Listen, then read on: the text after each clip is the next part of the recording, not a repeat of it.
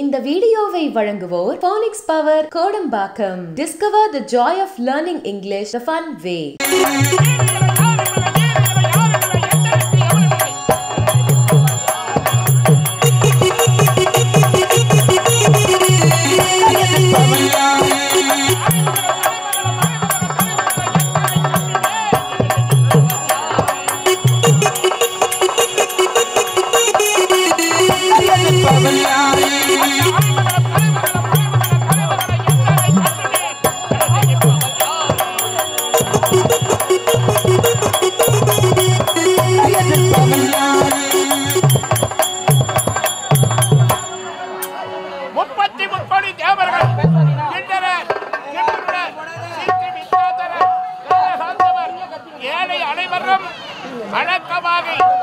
வணக்கத்தை இலக்கமாக சொல்லுகிறார்கள்.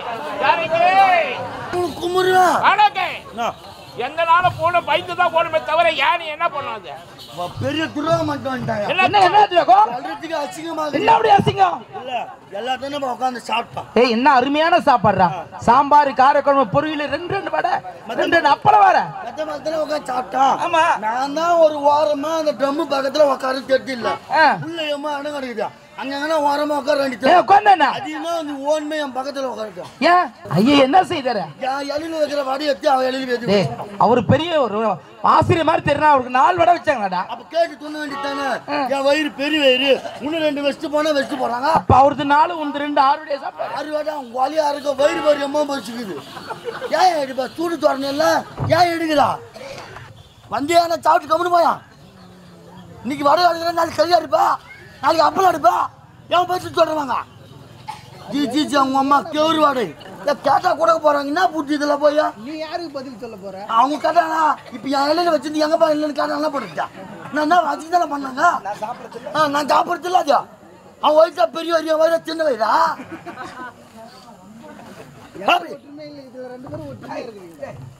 பெரியப்பா தப்பா நினைச்சுக்காத சாமி தெய்வம்.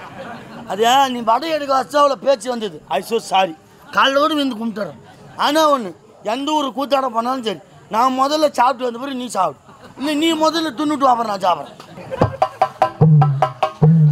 என்னடா இவ்வளோ கேள்வி கேட்குறாமே? உணர்ச்சியே இல்லாத மரக்கட்டை மாரி நின்றுக்கிட்டு சிரிச்சு கணுக்கிறான் அந்த ஆள். அப்படி என்ன நினச்சி நீங்கள் சிரிக்கிறீங்க? நல்லா சிரிங்க. வாய் விட்டு சிரித்தால் உடல் நோய் விட்டு போகணும் தாரக மந்திரம் பெரியவங்க சொல்லியிருக்கிறாங்க. இந்த நிகழ்ச்சியெல்லாம் எத்தனையோ கஷ்டங்கள் வீட்டில் இருக்கலாம், அதெல்லாம் மறந்து தான் சிரிக்கிறதுக்காக தான் இந்த நிகழ்ச்சி ஒவ்வொரு வருடமும் ஏற்பாடு செய்கிறாங்க. என்னடா இவ்வளோ கேள்வி கேட்டானே? 1000 கேள்விகள் கேட்டாலும் பெரியப்பான்னு என் காலில் விழுந்து மன்னிப்பு கேட்டான் பார்த்தியா? வேறு யாரும் இல்லைங்க, என் தம்பி பிள்ளை தாங்க இவன். சத்தியமாக சொல்கிறேங்க, என் தம்பி பிள்ளைங்க இவன்.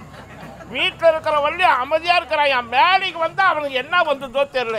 வரும்போது என்னென்ன கெடுக்கிறான் பாரு. வாய் பூயை தந்து வாயில் வைக்கிறான். எங்கள் அக்காவை கேட்குறான், எங்கள் அம்மாவை கேட்குறான். டே பூவே காலுக்கு புள்ள ஓடிட்டேன். அப்பா அத்தி சாரி வீட்டுக்கு தான் வந்துக்கிறாப்பா. பாட்டு பிடிக்கலாம் கம்முன்னு விட்டுரு. சும்மா இந்த மாதிரிலாம் பேசாத. நான் வேற பாட்டு பாடுறேன், அதை கேளு. கோடி அருவி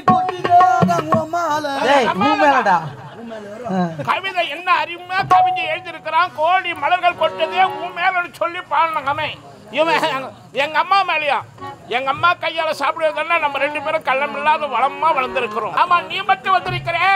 உன்னுடைய நன்மை எங்கப்பா? வராரு பாரு.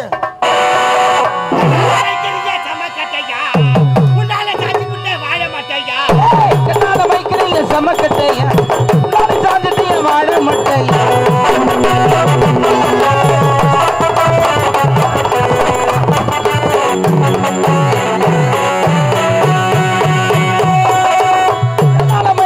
சமக்கட்டையா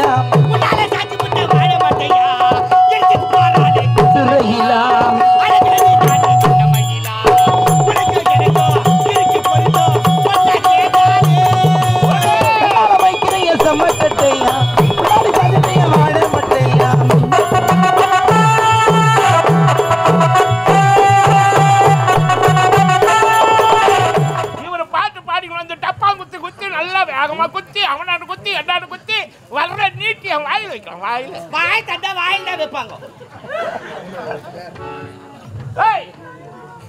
ஒரு வடமா மதுரை ஆள அவனுடைய உக்கர சேர மன்னன் என்ற ஒரு மரியாதை கொஞ்சமான நிலவில்லை உனக்கு.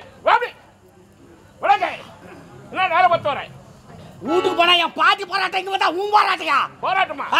வீட்டுலயா? பெரிய போராட்டமா போச்சு. பாட்டி போராட்டம் எங்கனா மச்ச நிம்மதியா இருக்க முடியா? டேய் பாட்டிடா அப்படி சொல்லிட்டாங்க. வயசான காலத்துல கம்யூனிட்டி முடி எங்கனா இருக்கத சாப்பிட்டு மூலையில மடை கிடக்குறாடா. எல்லாம் சொல்லாதடா டேய். ஏங்க வயசானவங்க எல்லாம் அருமை பெருமை தெரியாது உங்களுக்கு. தெரியாது.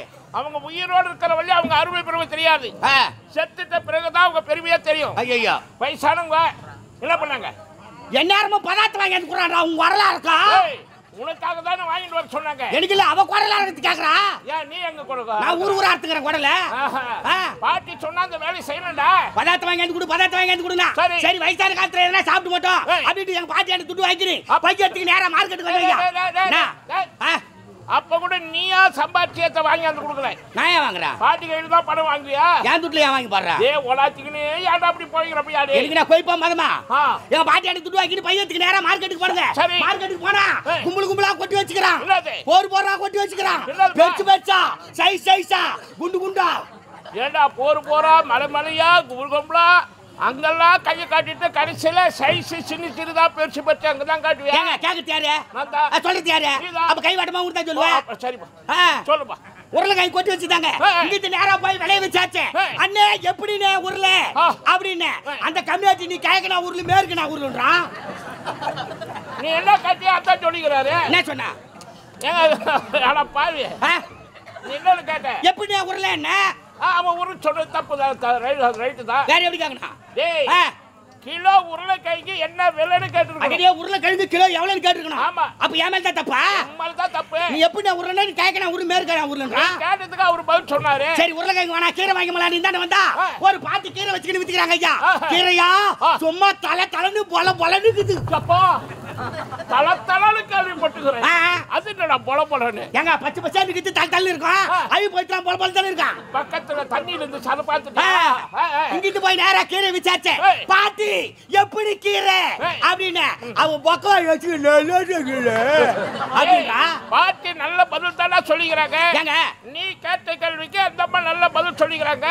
கீரை என்ன விலை அப்படின்னு கேட்டேன். நல்லா கீரையான்னு கேட்டேன். ஆமா நான் நல்லா தான் இருக்கிறேன்னு சொல்லிக்கிறாங்க. ஓ கீரை கட்டி என்ன விலைன்னு கேட்டிருக்கணும். ஒரு கீரை கட்டி என்ன விலைன்னு கேட்டிருக்கணும். அப்ப எல்லாம் தப்பு ஏமேல் தானே. ஆமா சரி பதார்த்தம் வேணா ஒண்ணு வேணா பையன் துட்டு எடுத்து போய் பாட்டி எனக்கு கொடுத்துட்டு வரலாம். அப்படி நேரா வீட்டுக்கு வந்தா எங்க பாட்டி எங்க திண்ணை மேல உட்காந்துக்கிறான். எது வீட்டு கைவா அவங்க திண்ணை மேல உட்காந்துக்கிறான். உட்காந்துக்கிற கைவ சும்மாங்கிறானா என் பாட்டியை பார்த்து தலையாடுறாங்க அவன்.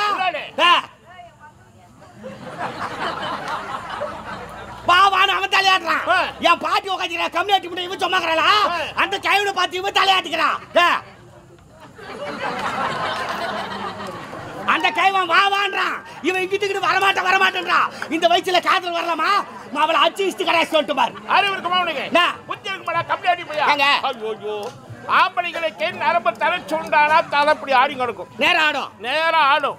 பெண்களுக்கு நரம்பு தலை சூண்டானா அவங்களுக்கு இந்த பக்கம் தலை அப்படி ஆடும். அப்ப நமக்கு கூட அப்படி ஆடும். டேய் உனக்கு ஆடுன்னு சொல்லு. இப்பவே எனக்கு ஆட சொல்றியா? உனக்கு ஆடுமா?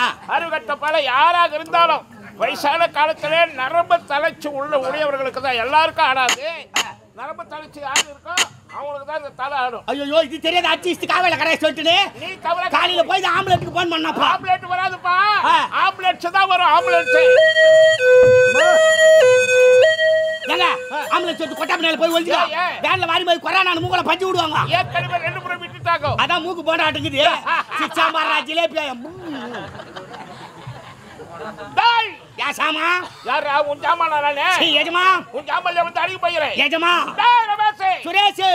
யார் சுரேஷ்? புடி சகல ஆனை கிட்ட பலமா மதுரையை உக்கர சேரல் என்றால் அண்டங்கள் அனைத்து வரையும் அதானே அவனை யாவரையும் அறியும் அமரர் உலகம் யாவரையும் வருகின்றால் அசுர பெரிய வீரன் என்றால் பலியுரையன் பரமன் மலையும் எழுத்தி நின்று குளித்து பணிந்து விட வேண்டும். ஆமாங்க மால் உரைய வைகுந்தமம் வருக வருக உழைக்க வேண்டும். பூமினோர் உலகம் பூமாரி பொழுதை வாழ்க வாழ்க விட வாழ்த்த வேண்டும். வாழ்த்த வேண்டும். ஆசுர பெயரை கேட்டால் மனுவும் உயிர் பெற்று எழுத படித்து விட வேண்டும் அப்படி மறுத்தால் அவர்களை பிடித்து மோதி அடித்து வீரத்த ரத்த மானத்திலே சிதறி தெளிக்கும் அதனால் கரிய மேகங்கள் எல்லாம் சிவந்த மேகங்களாக காட்சியளிக்கும் மகேந்திரா கால நேரம் சூரியன் மறைகின்ற நேரத்தில் மேற்கு திசையாக வானத்தை உற்று நோக்கி பாருங்கள் சிவந்த மேகமாக காட்சியளிக்கும் அது யாரால் எங்களால் தான் எங்களை மதியாதவர்களை பிடிப்போம் மோதி அடிப்போம் வீரத்த ரத்த மானத்திலே சிதறி தெளிக்கும் அதனால் கரிய மேகங்கள் எல்லாம் சிவந்த மேகங்களாக காட்சியளிக்கும் அப்பேற்பட்ட ஆற்றல் படைத்தவன் ஐயா என்னுடைய வாழ்க்கையிலே ஊக்கர சேனை என்று ஒரு பெண்ணை மணந்து இறைவனுடைய அருளால் 3 செல்வங்களை ஈன்றெடுத்து 3 செல்வங்கள் ஒரு ஆண் மகன் 2 பெண் குழந்தைகள் ஒரு சேங்கனி 2 கிடேரி கரெக்ட் உடே உன்னுடைய இதுல கரெக்ட் உடையா ஆத்மகலைக்கு கம்சன் என்று பெயரிட்டு பெண் குழந்தைக்கு மூத்தவளுக்கு தேவகி என்றும் இளையவளுக்கு ரோகிணி